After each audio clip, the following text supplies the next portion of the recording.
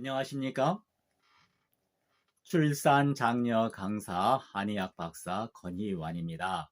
이번 시간에는 저출산 고령화 사회를 주제로 해서 행복한 사람들이 모여 사는 미래의 건강한 국가를 위해서 인구와 출산을 주제로 해서 함께 생각해 보는 시간을 가지려고 합니다. 2022년 가족 친화 도시 울산광역시 저출산 극복 인구 전문 강사 한의학 박사 건희완입니다. 이번 시간에는 행복한 사람들이 모여서 만드는 건강한 나라에 대해서 생각해 보려고 합니다. 이 그림을 보시게 되면 지구에 아름다운 새싹이 돋고 있네요. 여기에 꽃이 피고 나비가 날아들고 달팽이가 함께 숨을 쉬고 놀고 있습니다. 이러한 청정한 지구, 이것을 좀 더 의미있게 만드는 것은 바로 사랑이 있는 하나의 가족의 모습이겠죠. 어머니와 아버지, 아기 3명이 아주 아름다운 사랑의 표정으로 사랑을 공유하고 있습니다. 우선 먼저 대한민국의 모습을 바라보도록 하겠습니다. 이 장면을 보시게 되면 2019년에 발병한 코로나19로 인해서 2020년, 21년 온 국민이 세계가 함께 고통을 경험하고 있으며 2022년에도 여전히 고통이 종식될지에 대한 안타까움과 불안함을 가지고 있습니다. 이 코로나19 바이러스가 불현듯 나타나면서 사회적, 경제적으로 힘들어지고 고통을 개인만이 받는 것이 아니라 전체가 받고 있으며 이러한 극복 또한 개인 혼자서 할 수 있는 것이 아니고 가족과 사회, 국가가 모두 힘을 합쳐서 가야 한다고 하는 교훈을 가졌습니다. 이 사진을 보시게 되면 어떠한 생각이 드십니까? 아기를 가진 임산부의 모습입니다. 어렸을 때는 잘 몰랐는데 형수께서 조카를 임신했을 때 힘들겠다 이런 생각을 했었는데요. 집사람이 우리 아기를 임신했을 경우에는 왠지 소중하고 더 아름답게 느껴졌습니다. 성스럽게 느껴지기도 합니다. 저출산 고령화 사회 대한민국, 저출산이라고 하는 것은 바로 출산이 줄어들거나 감소한다는 것을 얘기하고요. 이에 따라서 나이 많은 세대들이 점점 늘어나고 있다.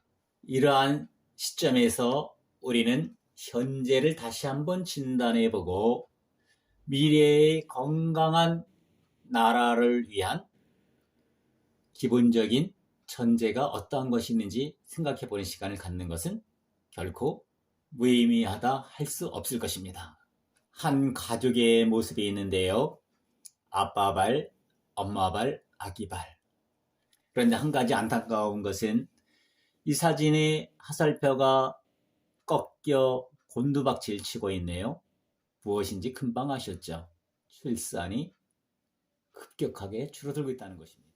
어린아이는 한 명인데 주변에 어른들만 계시네요. 실버 세대들만 계시네요. 고령화. 이 고령화라고 하는 말은 65세의 인구가 전체 인구의 7%가 넘어서게 되면 쓰는 표현인데요. 우리나라는 65세 인구가 2020년 현재 얼마나 되었을까요? 후에 자료를 통해서 다시 말씀드리겠습니다. 두 번째 시간에는 저출산 고령화라고 하는 것을 가지고 생각해 볼까. 우리나라 저출산 현황을 보도록 할까요? 65년도에는 한 집에 6명이 있었습니다. 예, 합계 출산율 6이라고 되어 있는데 합계 출산율에 대해서는 다음 장에서 설명을 하도록 하겠습니다. 6명이었는데 2000년을 넘어서면서 1.47이 되더니 2018년이 되어서는 0.98로 떨어지고요. 2020년에는 몇 명이나 출산율이었을까요? 예, 2020년에 우리나라 합계 출산율은 0.84명으로 세계 최저 수준이 됐습니다. 아래서 1등이죠. OECD 국가들의 출산율도 점점 감소되는 추세지만 우리나라가 유독 더 떨어지고 있더라 하는 겁니다. 참고로 합계 출산율이라고 하는 것은 여성 한 명이 평생 낳을 것으로 예상되는 평균 자녀의 수인데요. 반 이하로 확 줄어든다는 뜻이죠. 한 집에 부부가 되게 되면 기본적으로는 남자, 여자 2명인데 결혼하지 않은 여성들의 숫자도 늘어나지만 여성들이 결혼을 해도 통상적으로 아기를 하나 정도로 낳고 있다. 때로는 아기를 낳지 않고 살고 있다. 이런 것을 의미합니다. 반면에 2005세 이상 고령 인구는 812만 명, 전체 인구의 15.7%가 되었습니다. 평균 수명 연장으로 해서 65세 이상의 인구는 지속적으로 증가하고 있는데요. 우리나라는 2017년 65세 이상의 노인 비율이 총 인구의 14%를 넘어섰습니다. 노인 인구를 비율을 봤을 때 연령 대비해서 65세 이상의 인구 비율과 75세 이상의 인구 비율을 보고 있는데요. 일단 65세 인구가 14%를 넘어섰다. 2020년에는 15.7%가 되었다. 이것이 의미하는 바는, 이 그래프가 설명하는 바는 무엇일까? 우리가 인구 현상을 유지하는 데 필요한 출산 2.1명인데 현재 우리나라는 0.84명으로 저출산 국가입니다. 2.1명이 기본적으로 필요한 출산율이다. 인구 대체 수준 출산율이라고 하는 것은 인구를 현상 유지하는 데 필요한 출산율, 바로 2.1명이었는데 우리나라는 0.84명이었다. 아주 심각하다. 이것을 얘기한 것이고요. 가면 갈수록 서울, 부산은 이 평균에 더 미치질 못합니다. 도시에 사는 여성일수록 아기를 더 적게 낳고 있다. 이렇게 얘기하고 있는 거죠. 이제 주변에 전부 나이 들은 사람들만 모여서 놀고 함께 이야기하고 공연을 즐길 것이다 라고 하는 측면들을 예시하고 있습니다. 2036년 뒤에 지하철의 모습 여러 가지를 생각하게 되네요. 현재로는 이 어린아이 2명이 있는 이쪽이 경로석인데 2030년이 되게 되면 경로석이 가운데, 오늘날의 일반석이 경로석이 되고 거기에 경로석에는 어린아이가 앉아있는 이런 형태가 된다는 것을 생각하니까 참으로 안타까운 마음이 금할 길이 없습니다. 여기서 인구 감소와 함께 다시 인구 문제로 들어가서 고령화로 가게 되면 이제 고령화가 진전되고 있는데요. 바로 2007년에는 고령화 사회로 진입을 했습니다. 2018년에는 65세 인구가 14%가 넘어서면서 고령 사회로 진입되었습니다. 고령화에서 고령 사회로 왔다. 25년 이제 3년 남았습니다. 인구의 20% 이상이 65세 노인 세대가 됨으로 인해서 초고령 사회로 진입하게 된다고 하는 것이죠. 2016년에 유소년 인구와 노인 인구를 비교했을 때 유소년 인구는 점점적으로 감소하고 노인 인구는 점점 증가하면서 2016년에 노인 인구가 유소년 인구보다 많아졌습니다. 인구는 감소하면서 함께 고령화는 진전되고 있다. 우리는 고령 사회로 진입하고 있고 초고령화로 진전되고 있다. 이렇게 말하는 것이 더 맞겠죠. 유엔이 전망하는 한국의 인구, 현재 2020년에 대한민국 인구는 5,178만 명, 약 5,200만 명입니다. 5,200만 명인데 점점 줄어들고 있게 되지요. 여기에서 우리는 인구 절벽이라고 하는 것을 한번 생각해 볼 필요가 있겠습니다. 물론 상식이기도 한데 인구 절벽, 여러분들도 이미 알고 계실 겁니다. 바로 인구 절벽이라고 하는 것은 생산 가능 인구, 우리가 15세에서 64세까지를 생산 가능 인구, 이러한 비율이 급속하게 줄어드는 현상으로 요약할 수가 있는데요. 인구 절벽은 미국의 저명한 인구학자이자 경제학자인 해리 덴트가 제시한 개념인데요. 덴트는 세계 곳곳에서 베이비붐 세대들의 은퇴가 본격화되면서 다음 소비 주역 세대가 나타날 때까지 경제가 어려운 상황에 놓이게 되는 것을 두고 인구 절벽이라고 명명했습니다. 저출산에 따른 인구가 점점 깎이고 있는데 콱 떨어지고 있습니다. 절벽이지요. 이 절벽 낭떠러지입니다. 낭떠러지로 인구의 출산이 떨어지고 있다라고 하는 개념입니다. 중간 정도의 연령은 이렇게 증가하면서 이분들이 조만간에 다 노인 세대가 될 것이고요. 노인의 인구가 점점 많아진다는 것을 얘기를 하고 있습니다. 이에 따라서 노년에 부양하는 부양비도 상당한 수준으로 증가할 것이다. 가파른 증가를 할 것이다. 이런 얘기죠. 자, 그러면 이번에는 저출산의 이유와 원인은 무엇인지 한번 살펴보도록 하겠습니다. 여러분, 이런 속담 들어보셨지요? 무지하식이 상팔자다. 정말 동의하십니까? 자식이 있게 되게 되면 부모의 부담, 의무가 증가하는 것은 사실입니다. 시간이 지날수록 어린아이를 보호하는 차원에서 부모 책임 그리고 의무를 강화합니다. 그러나 또한 부모 입장에서 살펴봤을 경우에 나의 가난이 대물림되는 것이 아니냐, 양육 능력이 부족한데 내가 아이를 가져도 되나? 라고 하는 생각을 갖게 됩니다. 나의 능력을 향상시키기 위해서, 부모만의 행복을 증가시키기 위해서 아기를 갖지 않거나 아기를 갖는 시간을 늦추던 가운데에서 아기를 낳을 수 있는 그러한 시기를 놓쳐버리는 안타까운 경우도 왕왕히 발생을 합니다. 과연 무자식이 상팔자인지, 이러한 자식과 관련해서 우리가 삶을 한번 되돌아보고 미래를 바라보는 것이 필요하겠습니다.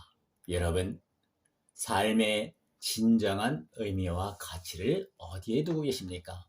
삶이라고 하는 것은 무엇일까요? 이제 저출산, 고령화, 파급 효과를 살펴보도록 하겠습니다.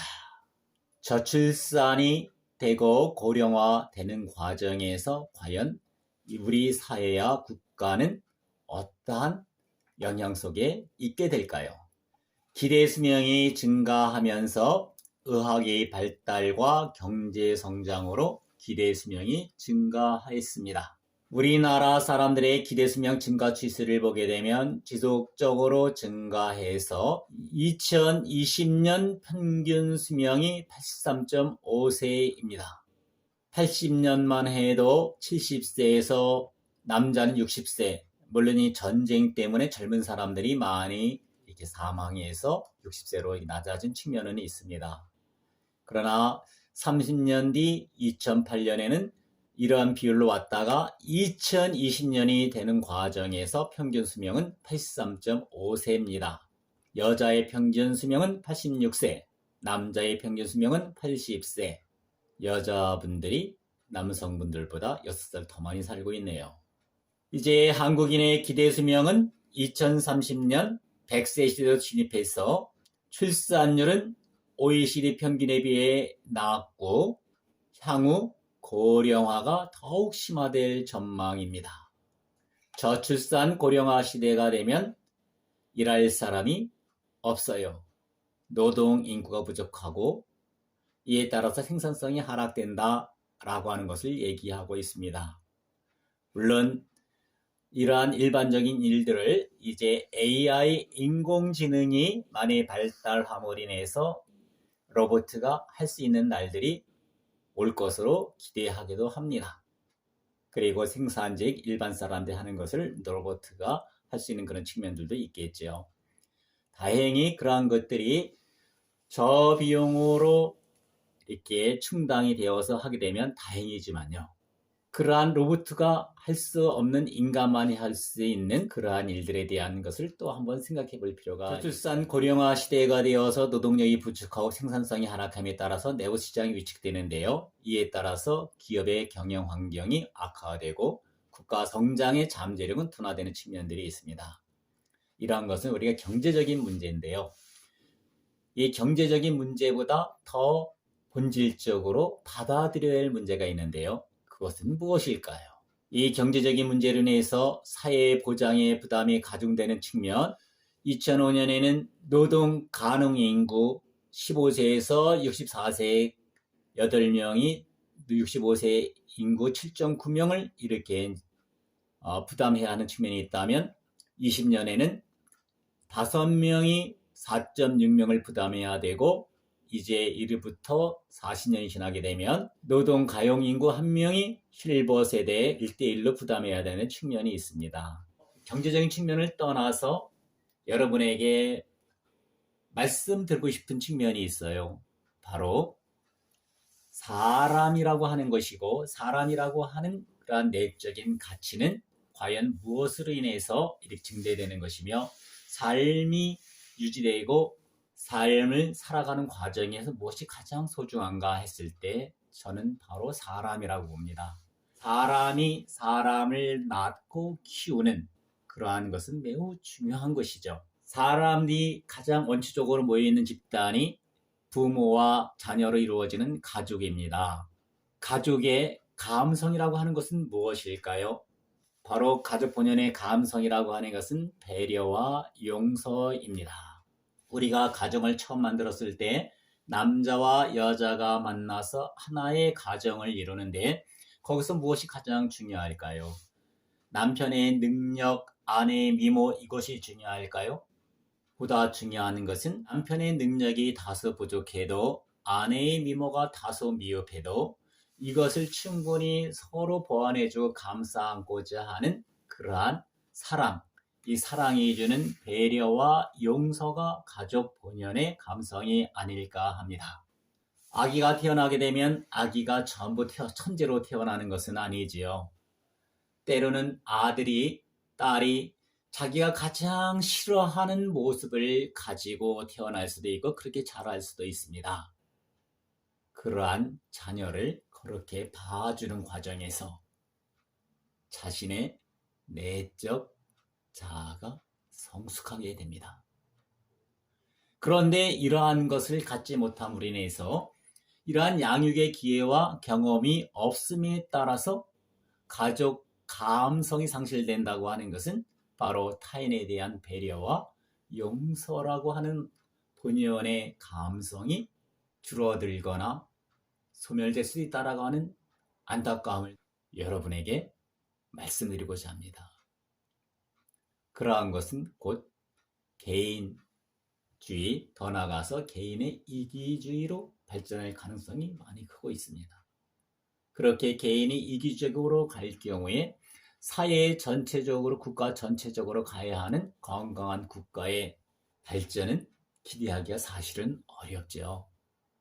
개개인이 서로 간의 장점을 가져가는 측면도 있지만 타인의 약점과 단점을 보완해주고 존중해주는 과정에서 건강한 사람이 생겨나고 건강한 사람들이 있어야 행복하고 이런 것을 해서 건강한 나라로 갈 수가 있습니다. 스텝 4, 저출산 고령화 파급 효과에 대해서 살펴보도록 하겠습니다. 기대 수명이 증가하면서 한국인의 평균 수명은 2020년에 83.5세가 되었습니다. 여자 평균 86.5세, 남자 평균 80.5세. 바로 한국인의 기대 수명은 2030년은 100세 시대로 진입하게 될 것이며 출산율은 OECD에 비해서 향후 고령화가 더욱 심화될 전망으로 예측하고 있습니다. 저출산 고령화 시대가 되면 일할 사람이 없습니다. 노동 인구가 부족하고 이에 따라서 생산성이 하락될 가능성은 있죠. 이에 따라서 내수 시장은 위축될 것입니다. 기업의 경영 환경은 악화되면서 국가 성장 잠재력은 둔화되겠죠. 이에 따라서 노인 인구가 많아짐으로 인해 가지고 노인 의료비, 연금 공적 부담이 증가되고 세수는 약화되고 노인 관련 재정 지출을 많아지면서 재정 수준은 악화될 것입니다. 2015년을 정점으로 연금 가입자가 감소되고 있으며 연금의 수급자는 지속적으로 증가하고 있고 노인 인구 부양을 위한 생산 가능 인구의 조세, 사회부담 증가, 부담의 적정성, 형평성 논란 등으로 세대 간의 갈등은 더 우려되고 젊은 사람들이 봉이냐, 우리가 나이 들은 실버 세대들의 희생양이란 말이냐 이런 얘기도 나올 수 있는 가능성도 있습니다. 15세에서 64세까지 노동 가능 인구가 2005년만 해도 8명 대 7.9명이었으나 점점 젊은 사람들이 줄어들며 해가지고 2020년에는 5명에 1명꼴로 되는데 40년 뒤 60년 이후에는 1대1의 비율로 될 것으로 보고 있습니다. 미래에 젊은 사람이 부족하니까 나이기를 낳아야 된다 라고 말하게 되면 젊은 사람들에게 너무 부담이 되고 때로는 어이없는 측면까지도 될 것입니다. 저는 아기를 낳고 키우는 문제를 이런 미래 사회에 우리가 당면한 문제보다는 가족이 생기지 않음으로 인해서 아이가 생기지 않음으로 인해서 파급되는 효과 중에 가장 큰 문제를 저는 사회 심리적인 영역에서 바로 가족 감성의 상실이라고 하는 것으로 말씀드리려고 합니다. 가족 본연의 감성이라고 하는 것은 배려와 용서입니다. 가족은 바로 피로 나눴고요. 부모와 자식은 끊어질 수 없는 관계이죠. 부부는 성격 차이, 의견 차이로 헤어질 수 있습니다. 그러나 부모와 자식은 끝까지 가지요. 비바람이 불고 환경에 의해서 때로는 성장하면서 아주 큰 성장통을 앓을 수가 있습니다. 이럴 때 부모는 어떻게 합니까? 내다 버립니까? 그렇지 않지요.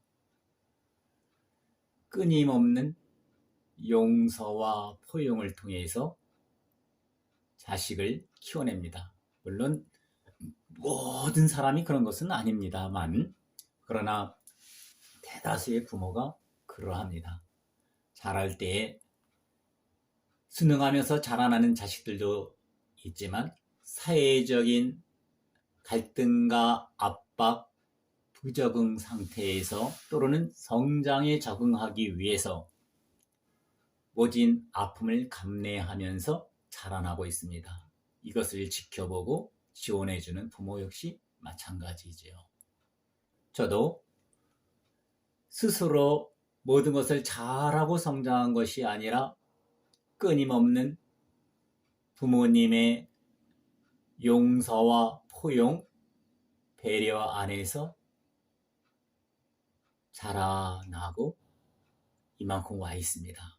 가족이 만들어지지 않는, 즉 자녀의 양육의 기회와 경험의 부재에 따라서 가족이 가질 수 있는 배려와 용서를 통해서 깊어지는 감성의 깊이를 경험하기 쉽지 않다.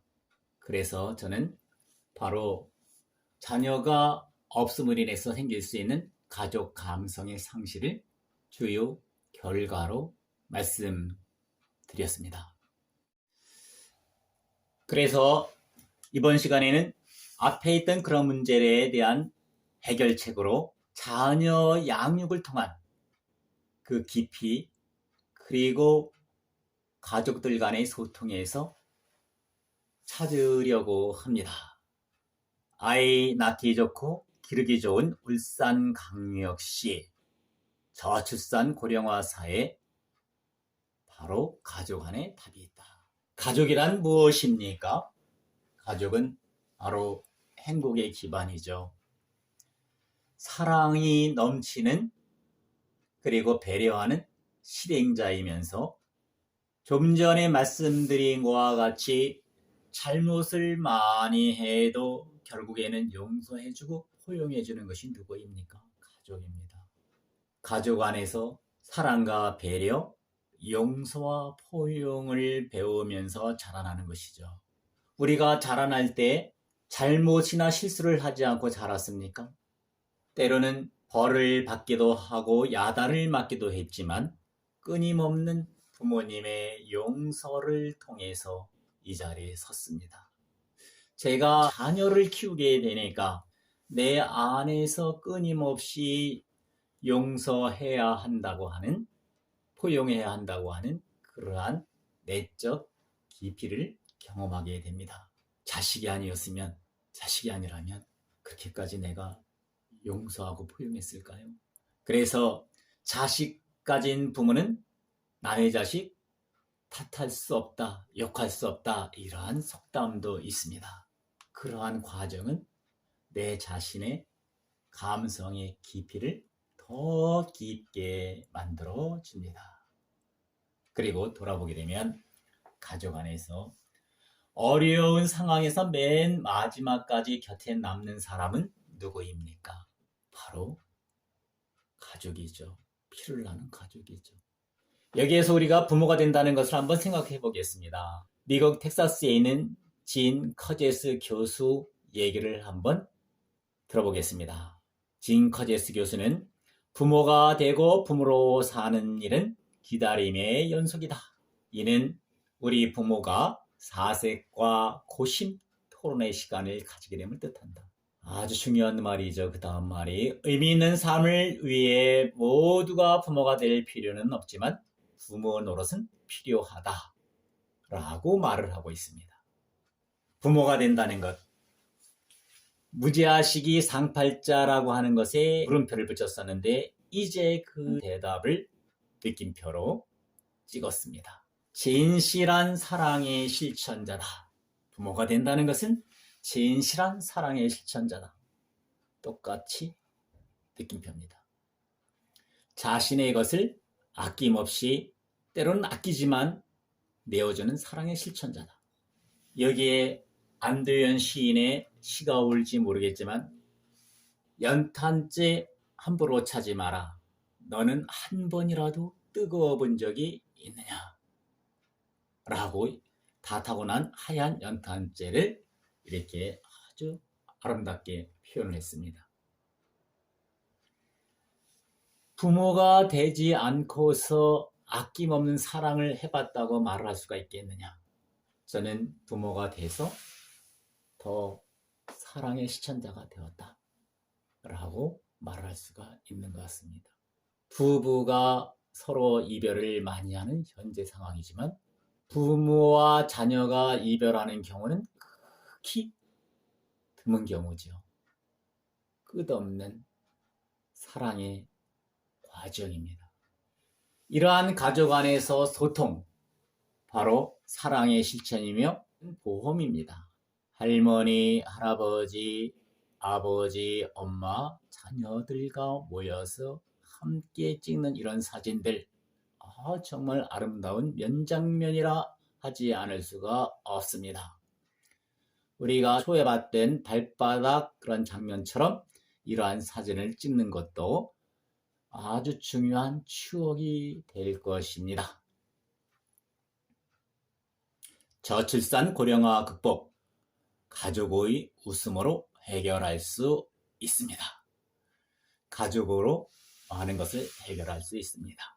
삶의 진정한 가치와 보람, 의미있게 산다는 것, 자식의 내적 성장과 발전을 도모하고 부모가 된다는 것, 의미있게 산다는 것이죠. 자신의 내적 성장과 발전을 도모할 수 있다. 바로 부모가 됨으로써 그렇게 할 수가 있다는 것이고요. 부모가 된다는 것은 무한 책임의 시작이고 사랑, 기다림, 인내, 희생에 대한 시작이면서 희생과 고통이 무엇인지를 알고 공유하면서 내적으로 좀 더 감성이 깊어지는 그러한 과정이다 라는 것을 말씀드릴 수가 있습니다. 바로 자녀를 키운다는 것 또한 결국 자신의 성장과 발전의 원동력이 되면서 자녀의 성장을 돕는 기쁨과 즐거움이 됩니다. 자녀를 키우고 성인으로 키워낸 부모들에게 아낌없는 존경과 찬사를 보내야 할 것이며, 또한 자녀를 키울 준비하는 예비 부모들에게도 이와 동일한 존경과 찬상을 보내야 될 것입니다. 아울러 미래를 함께할 동량이 될 건강하게 새롭게 사는 아이를 칭찬해주고, 약하고 힘든 아이를 격려하고 지원해줘야 할 것입니다. 아기를 낳고 키우는 것은 결국 삶의 진정한 의미가 되고 보람이 될 것입니다. 여기에서 아기를 낳고 기르는 것이 고통이 아니고, 아기를 낳고 키우는 것이 결국 자신의 기쁨이 되는 것이죠. 이러한 기쁨을 3명에게 권하시기를 바랍니다. 아기를 낳고 키우고 하는 것은 내 자신에게도 항상 보람과 의미가 되는 것입니다. 엄마, 아빠와 아기라고도 할 수가 있고요. 바로 나와 가족과 국가라고도 할 수가 있고요. 이 완벽한 삼각형의 구조를 통해서 우리는 긍정의 대한민국으로, 행복한 사람들이 모여 사는 대한민국으로 함께 나아갈 수가 있습니다. 또한 3명에게 권함으로 인해서 이러한 것을 사회적으로 합의하게 되고 사회적으로 지원해주는 성숙한 분위기를 형성시켜 갈 수가 있습니다. 이상으로 저출산과 고령화 사회의 극복 방안으로 바로 아기를 낳고 키우고 가족 간의 소통을 잘해서 행복한 사람으로 건강한 국가로 발돋움하자고 함께 논의해 보았습니다. 함께 해주신 여러분 대단히 고맙습니다. 저출산 인구 강사 권희완이었습니다. 감사합니다.